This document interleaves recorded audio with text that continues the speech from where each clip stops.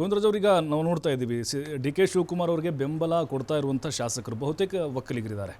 Almost ಹಳೆ ಮೈಸೂರು ಭಾಗದ ಶಾಸಕರಿದ್ದಾರೆ. ಸಿದ್ದರಾಮಯ್ಯನವರಿಗೆ seniors ಅಲ್ಲಿ ಸಪೋರ್ಟನ್ನು ಮಾಡ್ತಾ ಇದ್ದಾರೆ. ಇವೆಲ್ಲ ನೋಡ್ತಾ ಇದ್ದರೆ ಒಂದು ರೀತಿ ಸಮುದಾಯದ ಮಧ್ಯೆ ಕಿಚ್ಚು ಹೊತ್ತಿಸುವಂಥ ಒಂದು ಪ್ರಯತ್ನಗಳಾಗ್ತಿದೆಯಾ ಅಂತಿಲ್ಲ. ಯಾಕಂದರೆ ಲಿಂಗಾಯತರ ರೇಸ್ ಇರಲಿಲ್ಲ, ದಲಿತರ ರೇಸ್ ಇರಲಿಲ್ಲ, ಸಿ ಎಂ ಕೂಗೆ ಹೇಳ್ತಾ ಇರೋದು ನಾನು. ನೋಡಿ, ಈಗ ಆಲ್ರೆಡಿ ಕೆಲವೊಂದು ಜನ ಈಗ ಆಲ್ರೆಡಿ ಸತೀಶ್ ಜಾರಕಿಹೊಳಿ ಕ್ಲೈಮ್ ಮಾಡಿದ್ರು ಸರ್, ನಾನು ಮುಖ್ಯಮಂತ್ರಿ ಆಕಾಂಕ್ಷಿ ಅಂತ ಹೇಳ್ಬಿಟ್ಟು ಮೊದಲೇ ಹೇಳುವಂಥ ಕೆಲಸ ಮಾಡಿದ್ರು. ಸೊ ಅಲ್ಲಿ ನಾವು ನೋಡ್ದಂಗೆ ಎಲ್ಲಂದರೆ ಈಗ ಡಿ ಕೆ ಶಿವಕುಮಾರ್ ವಿಚಾರ ಬಂದಾಗ ನಮಗೆ ಒಂದು ಇದು ಒಂದು ಪಬ್ಲಿಕ್ಕಲ್ಲಿ ಒಂದು ಒಪಿನಿಯನ್ ಸಿಗ್ತಾ ಇರೋದ್ರಿಂದ ಒಕ್ಕಲಿಗ ನಾಯಕರಾಗಿ ಇವತ್ತು ಏನು ಒಂದು ಡಿ ಕೆ ಶಿವಕುಮಾರ್ ಅವರು ಎಕ್ಸ್ಪೋಸ್ ಆಗಿದ್ದಾರೆ ಕಾಂಗ್ರೆಸ್ಸಲ್ಲಿ. ಅವ್ರಿಗೆ ಬಹುಶಃ ಈ ನಮ್ಮ ಹಳೆ ಮೈಸೂರು ಭಾಗದಲ್ಲಿ ಆ ಚುನಾವಣೆ ಸಂದರ್ಭದಲ್ಲಿ ಡಿ ಕೆ ಶಿವಕುಮಾರ್ ಮುಖ್ಯಮಂತ್ರಿ ಆಗ್ತಾರೆ ಅಂತ ಹೇಳ್ಬಿಟ್ಟೇನೆ ಸಾಕಷ್ಟು ಒಕ್ಕಲಿಗ ಸಮುದಾಯದವರು ಒಂದು ಮತವನ್ನು ಕೊಡೋದ್ರ ಮೂಲಕ ಆ ಭಾಗದಲ್ಲಿ ಏನು ಸುಮಾರು 60-65 ಸೀಟ್ಗಳಿದೆಯಲ್ಲ, ಮ್ಯಾಕ್ಸ್ ಟು ಮ್ಯಾಕ್ಸ್ ಕಾಂಗ್ರೆಸ್ ಗೆಲ್ಲೋದಕ್ಕೆ ಅವಕಾಶ ಆಯಿತು. ಸೊ ಆ ಒಂದು ಇದರಲ್ಲಿ ನನಗನ್ನಿಸ್ತಾ ಇದೆ, ಇದು ಜಾತಿವಾರು ಕೂಡ ಅವರಲ್ಲಿ ಎಲ್ಲ ಒಂದು ಕಡೆ ಗೊಂದಲಗಳು, ಗುಂಪುಗಾರಿಕೆಗಳು ಸ್ಟಾರ್ಟ್ ಆಗಿದೆ. ಯಾಕೆಂದರೆ ನಾವು ಏನು ನಮ್ಮ ಮಾದೇವಪ್ಪ ಇರ್ಬೋದು, ಪರಮೇಶ್ವರ್ ಇರ್ಬೋದು, ಅವರು ಒಂದು ಸಮುದಾಯದ ಒಂದು ದೊಡ್ಡ ಸಮಾವೇಶನೆ ಮಾಡಬೇಕು ಅಂತ ಹೊರಟರು. ಅದಕ್ಕೂ ಕೂಡ ಬ್ರೇಕ್ ಹಾಕೋ ಕೆಲಸ ಮಾಡಿದ್ದು ಇದೇ ಡಿ ಕೆ ಶಿವಕುಮಾರ್ ಅವರು. ಇನ್ನೊಂದು ನಾವು ನೋಡಿದ್ದೇನೋ, ಸಿದ್ದರಾಮಯ್ಯನವರ 75ನೇ ವರ್ಷದ ಒಂದು ಹುಟ್ಟುಹಬ್ಬದ ಆಚರಣೆಯಲ್ಲಿ ಹಾಸನ ಇರ್ಬೋದು, ದಾವಣಗೆರೆ ಇರ್ಬೋದು, ಎರಡೂ ಕಾರ್ಯಕ್ರಮಗಳು ನಾವು ನೋಡಿದ್ದೀವಿ. ಯಾಕೆಂದರೆ ಹಾಸನದಲ್ಲಿ ಕಾರ್ಯಕ್ರಮನ ಎಲ್ಲೋ ಒಂದು ಕಡೆ ಅವರು ಒಕ್ಕಲಿಗ ಒಂದು ಬೆಲ್ಟಲ್ಲಿ ಒಂದು ಒಂದು ವರ್ಚಸ್ ಜಾಸ್ತಿ ಬೆಳೆಸ್ಕೊಂಡ್ಬಿಡ್ತಾರೆ ಅಂತ ಹೇಳ್ಬಿಟ್ಟು ಅದು ಕಾಂಗ್ರೆಸ್ ಪಕ್ಷದ ಸಮಾವೇಶವಾಗಿ ಪರಿವರ್ತನೆ ಮಾಡಿ ಅದಕ್ಕೆ ಹೈಕಮಾಂಡ್ ಹತ್ರ ಹೋಗಿ ಹೇಳಿ ಅದೆಲ್ಲ ಒಂದು ಚರ್ಚೆ ಮಾಡಿ ಅದನ್ನು ಬದಲಾವಣೆ ಮಾಡಿಸಿದ್ದು ಇದೇ ಕಾರಣಕ್ಕೋಸ್ಕರ ಡಿ ಕೆ ಶಿವಕುಮಾರ್ ಸಿದ್ದರಾಮಯ್ಯನವರು ಅಲ್ಲೂ ಕೂಡ ಎಲ್ಲ ಒಂದು ಕಡೆ ಒಂದು ಪ್ರಭಾವ ಬೀರ್ತಾರೆ ಅನ್ನೋ ಒಂದು ದೃಷ್ಟಿ ಇಟ್ಕೊಂಡು ಆ ಭಾಗದ MLAಗಳು. ಆಮೇಲೆ ಇಲ್ಲೊಂದು ವಿಚಾರ ಗಮನಿಸೋದಾದರೆ ಸರ್, ಇವತ್ತು ನಾವು ಈಗ ಏನೋ ಒಂದು ಇಕ್ಬಾಲ್ ಹುಸೇನ್ ಇರ್ಬೋದು, ರಂಗನಾಥ್ ಇರ್ಬೋದು, ಶಿವಗಂಗಾ ಬಸವರಾಜ್ ಇರ್ಬೋದು, ಬಾಲಕೃಷ್ಣ ಇರ್ಬೋದು, ಅದೇ ರೀತಿ ಒಂದು 4-5 ಜನ ಸೀನಿಯರ್ಸ್ ಅನ್ನೋದು ಬಿಟ್ಟರೆ ಉಳಿದಿರ್ತಕ್ಕಂಥವ್ರು ಎಲ್ಲ ಡಿ ಕೆ ಶಿವಕುಮಾರ್ ಜೊತೆ ಇರ್ತಕ್ಕಂಥವ್ರು ಒಂದು ಮೊದಲ ಬಾರಿ ಆಗಿರ್ತಕ್ಕಂಥ ಶಾಸಕರು. ಈಗ ಬಸವರಾಜ್ ಹೇಳ್ತಲೇ ಬಂದರು, ಪ್ರಥಮ ಒಂದು 6 ತಿಂಗಳ ಮುಂಚೆನೇ ನವಂಬರಲ್ಲ ಡಿಸೆಂಬರಲ್ಲ ಮುಖ್ಯಮಂತ್ರಿ ಡಿ ಕೆ ಶಿವಕುಮಾರ್ ಹಾಗೆ ಆಗ್ತಾರೆ ಅಂತ ಹೇಳ್ಬಿಟ್ಟು ಒಂದು ಬಲವಾಗಿ ಒಂದು ಅಧಿಕೃತವಾಗಿ ಹೇಳ್ಕೊಂಬಂದಿದ್ದೇ ಶಿವಗಂಗಾ ಬಸವರಾಜರು. ಅವ್ರು ಇವತ್ತು ಹೇಳ್ತಾ ಇದ್ದಾರೆ ಹಾಗೆ ಆಗ್ತಾರೆ, ಆಗಿಲ್ಲ ಅಂದರೆ ನಾನು ಜನವರಿ ತಿಂಗಳಿಂದ ಮಾತಾಡೋಕ್ಕೆ ಸ್ಟಾರ್ಟ್ ಮಾಡ್ತೀನಿ ಅಂತ ಆಲ್ರೆಡಿ ಅವ್ರು ಘೋಷಣೆ ಮಾಡಾಗಿದೆ.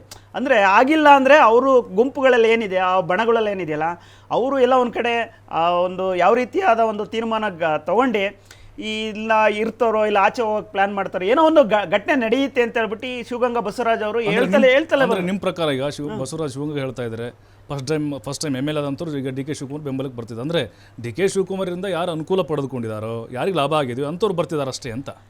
ಸರ್, ಅದು ನಾವು ಬಾಯ್ಬಿಟ್ಟೇನು ಹೇಳ್ಬೇಕಾಗಿಲ್ಲ, ಇದು ಜಗಜ್ಜಾಹಿರ. ಯಾಕೆಂದರೆ ಡಿ ಕೆ ಶಿವಕುಮಾರ್ ಜೊತೆ ಇರ್ತಕ್ಕಂಥದ್ದು MLAಗಳು ಅವರ ಹಿನ್ನೆಲೆಗಳು ಚೆಕ್ ಮಾಡಿಬಿಟ್ರೆ ಎಲ್ಲ ಹೊಸಬ್ರು ಯಾಕೆ ಏನು ಅವರೇನು 16 ವರ್ಷಗಳ ಕಾಲ ಸಂಘಟನೆ ಮಾಡಿ ಪಕ್ಷದಲ್ಲಿ ಸಕ್ರಿಯ ಕೆಲಸ ಮಾಡಿದವರೇನು ಡಿ ಕೆ ಶಿವಕುಮಾರ್ ಜೊತೆ MLA ಆಗಿರೋರು ನಮ್ಗೆ ಯಾರು ಕಾಣ್ತಾ ಇಲ್ಲ.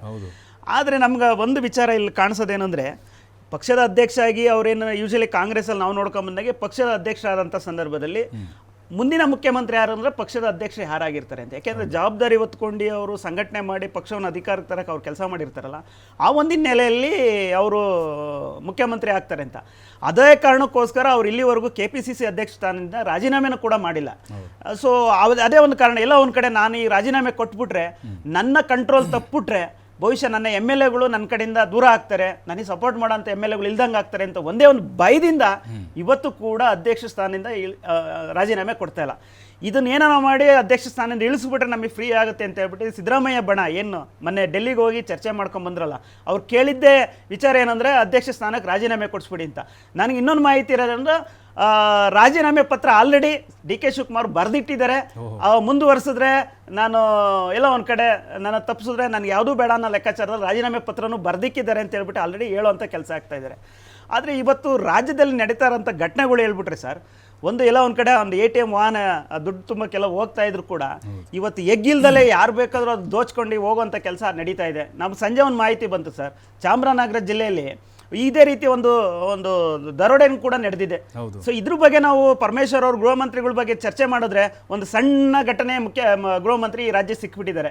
ನಾವು ಏನನ್ನೂ ಕೇಳಂಗಿಲ್ಲ ಹೇಳಂಗಿಲ್ಲ, ಎಲ್ಲವೂ ಕೂಡ ಸಣ್ಣ ಘಟನೆಯಾಗಿ ಪರಿಗಣಿಸ್ಬಿಟ್ಟು ಈ ರಾಜ್ಯದ ಎಲ್ಲ ಒಂದು ಕಡೆ ಅತ್ಯಾಚಾರಗಳು ಆಗ್ತಾ ಇದ್ರು, ಆ ಕಡೆ ಕಿವಿ ಆಗ್ತಾ ಇಲ್ಲ, ಆ ಕಡೆ ಎಲ್ಲೋ ಒಂದು ಕಡೆ ಜಿಲ್ಲೆಗಳು ಪ್ರವಾಸ ಮಾಡ್ತಾ ಇಲ್ಲ. ಸರ್, ಒಬ್ಬ ಗೃಹ ಮಂತ್ರಿ ಅಂದರೆ ಎಲ್ಲ ಜಿಲ್ಲೆಗಳಲ್ಲಿ ಏನೇನು ನಡೀತಾ ಇದೆ ಒಂದು ಮಾಹಿತಿ ತಗೊಂಡು ದಿನ ಅಟ್ಲೀಸ್ಟ್ 15 ದಿನಕ್ಕೆ ತಿಂಗಳಿಗೆ ಒಂದೊಂದು ಜಿಲ್ಲೆ ಪ್ರವಾಸ ಮಾಡಿ ಅದನ್ನ ಕಾನೂನು ಸುವ್ಯವಸ್ಥೆ ಯಾವ ರೀತಿಯಾಗಿ ನೋಡ್ಕೊಬೇಕು ಅಂತ ಹೇಳ್ಬಿಟ್ಟು ಒಂದು ಜವಾಬ್ದಾರಿ ಇಲ್ಲದ ಗೃಹ ಸಚಿವರು ಇವತ್ತು ರಾಜ್ಯದಲ್ಲಿ ಇದ್ದಾರೆ. ಎಷ್ಟು ಇವತ್ತು ಬೆಂಗಳೂರಲ್ಲಿ ಇಷ್ಟೆಲ್ಲ ಸಮಸ್ಯೆಗಳಿದ್ರು ಅದ್ರ ಕಡೆ ಕಿವಿ ಕೊಡದಲೆ ಡಿ ಕೆ ಶಿವಕುಮಾರ್ ಕೂಡ ಅಧಿಕಾರ ದಾಹಕ್ಕಾಗಿ ಎಲ್ಲ ಒಂದ್ ಕಡೆ ಯಾವುದೇ ಅಭಿವೃದ್ಧಿ ಕೆಲಸಗಳು ಮಾಡ್ದಲೆ ಇವತ್ತು ಬೆಂಗಳೂರಿನ ಇವ್ರದ್ದು ಅಭಿವೃದ್ಧಿ ನೋಡಿದ್ರೆ ಶೂನ್ಯ ಸರ್. ಯಾವುದೇ ಒಂದು ಡೆವಲಪ್ಮೆಂಟ್ ವರ್ಕ್ಗಳು ಮಾಡಕ್ ಆಗ್ತಾ ಇಲ್ಲ. ಅದ್ರ ಜೊತೆಯಲ್ಲಿ ಸರ್ ಅಭಿವೃದ್ಧಿ ಆಗ್ತಾ ಇಲ್ಲ ಖಂಡಿತ ಸರ್. ಅಲ್ಲ, ಅದ್ರ ಜೊತೆಯಲ್ಲಿ ಕೂಡ ಇವತ್ತು ಇಷ್ಟೊಂದು ಹಣಕಾಸಿನ ವ್ಯವಸ್ಥೆಗಳಿದ್ರು ಯಾವುದೇ ಒಬ್ಬ ಶಾಸಕರಿಗೆ 50 ಕೋಟಿ ಕೊಟ್ಟಿದ್ದೀನಿ ಅಂತ ಹೇಳ್ಬಿಟ್ಟು ಇಲ್ಲಿವರೆಗೂ ಈ ಉದಾಹರಣೆಗಳಿಲ್ಲ. ಇವತ್ತು ಶಾಸಕರು ಕೂಡ ಬೇಸತ್ಬಿಟ್ಟಿದ್ದಾರೆ. ಒಂದು ಈ ಸರ್ಕಾರ ಬಂದಾಗಲಿಂದ ನಾವು ಯಾವುದೇ ಅಭಿವೃದ್ಧಿ ಕೆಲಸ ಮಾಡೋಕ್ಕಾಗ್ತಾ ಇಲ್ಲ, ರಸ್ತೆಗಳು ಅಭಿವೃದ್ಧಿ ಮಾಡೋಕ್ಕಾಗ್ತಾ ಇಲ್ಲ, ನಮ್ಮೂರ ಈ ಕೆರೆ ಹೂಳೆತ್ತಕ್ಕೆ ಅನುಕೂಲ ಆಗ್ತಾ ಇಲ್ಲ ಸರ್. ಆ ಪರಿಸ್ಥಿತಿಲಿ ಸರ್ಕಾರ ಸಿಗಾಕೊಂಡಿದೆ. ಮುಂದಿನ ದಿನದಲ್ಲಿ ನನಗೆ ಅನಿಸ್ತಾ ಇದೆ ಶಾಸಕರ ರೊಚ್ಕೆದ್ಬಿಟ್ಟು ಸರ್ಕಾರನೂ ಬೇಡ, ನಾವು ಶಾಸಕರಾಗಿರೋದು ಬೇಡ ಅಂತ ಹೇಳ್ಬಿಟ್ಟು ಎಲ್ಲ ಒಂದು ಕಡೆ ಅವರೇ ಬೇಜಾರಾಗ್ಬಿಟ್ಟು ಏನೋ ಒಂದು ಘಟನೆ ನಡೆಯುವಂಥದ್ರಲ್ಲಿ ಯಾವುದೇ ಒಂದು ಸಂದೇಹ ಇಲ್ಲ ಅಂತ ನಮಗೆ ಕಾಣಿಸ್ತಾ ಇದೆ. ಎಸ್ ಸರ್, ನಿಜ. ಮಹೇಂದ್ರ ಸರ್, ಈಗ ಡಿ ಕೆ ಶಿವಕುಮಾರ್ ಅವರಿಗೆ ಅವಕಾಶ ಸಿಗದೇ ಇದ್ದರೆ ಅವರು ಏನು ಮಾಡಬಹುದು? ಅವ್ರೀಗ ಪರಿಣಾಮ ಏನು ಬೀರ್ಬೋದು ಪಕ್ಷದ ಮೇಲೆ ಅಂತ? ಸರ್ಕಾರವನ್ನು ಕೆಡಬಹುದಾ ಅಥವಾ BJP JDS ಜೊತೆಗೆ ಮೈತ್ರಿ ಮಾಡಿಕೊಂಡು ಅವರು CM ಆಗುವಂಥ ಚಾನ್ಸಸ್ಗಳು ಇಲ್ಲಿ ಹೆಚ್ಚಾಗಿ ಕಂಡು ಬರ್ತಾ ಇದೆ, ಅಥವಾ ಹೈಕಮಾಂಡ್ ಏನನ್ನುತ್ತೋ ಅದಕ್ಕೆ ಒಪ್ಕೊಂಡು ಸುಮ್ಮನಾಗಬಹುದಾ?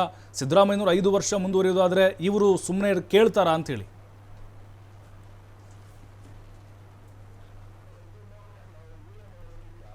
ಇದುವರೆಗೆ ಸಿದ್ದರಾಮಯ್ಯನವರ ರಾಜಕೀಯ ನಡೆನ ನಾವು ಒಂದ್ಸರಿ ಗಮನಿಸಬೇಕು. ಈಗ ಸ್ನೇಹಿತರು ಹೇಳಿದ್ರು ಅಲ್ಲಿ ದಾವಣಗೆರೆ ಮತ್ತು ಹಾಸನದಲ್ಲಿ ಡಿ ಕೆ ಶಿವಕುಮಾರ್ ಅವರು ಅದು ಸರ್ಕಾರಿ ಕಾರ್ಯಕ್ರಮ ಅಂದ್ರೆ ಕಾಂಗ್ರೆಸ್ ಪಕ್ಷದ ಕಾರ್ಯಕ್ರಮವಾಗಿ ಮಾಡೋ ತರ ನೋಡ್ಕೊಂಡ್ರು ಅಂತ. ಇದೇ ಸಿದ್ದರಾಮಯ್ಯನವರು ಅಹಿಂದ ಸಮಾವೇಶ ಮಾಡಿದ ಕಾರಣಕ್ಕಾಗಿ ಮತ್ತು ತಮ್ಮ ಶಕ್ತಿನ ಹೆಚ್ಚಿಸ್ಕೋತಾರೆ, ರಾಜ್ಯದಲ್ಲಿ ವೃದ್ಧಿ ಮಾಡ್ಕೋತಾರೆ ಅನ್ನೋ ಕಾರಣಕ್ಕಾಗಿ JDS ನಿಂದ ಹೊರಬರ್ಬೇಕಾಯ್ತು ಅವರು.